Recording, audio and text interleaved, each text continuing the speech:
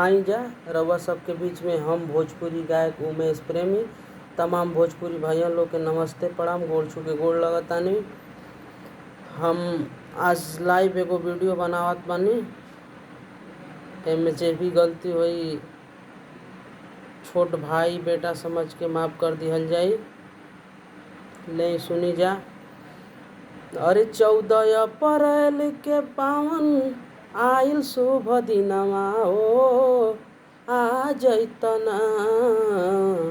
अरे तोहरा के खोजेला जहनवान हो भीम जी आ जैतना।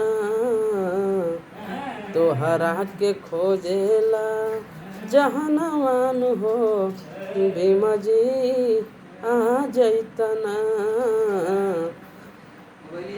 अरे सहले सहात नइखे दुखवा के बोझा, दिलवा में आस लागल आ जइत सोजा। अरे धरती पर पाप बढ़ल बाटे गठरिया हो आ जैतना। अरे तोहरा के खोजेला जानवान हो भीम जी आ जैतना।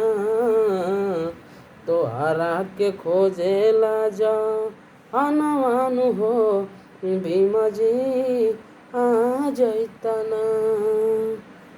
जय भीम।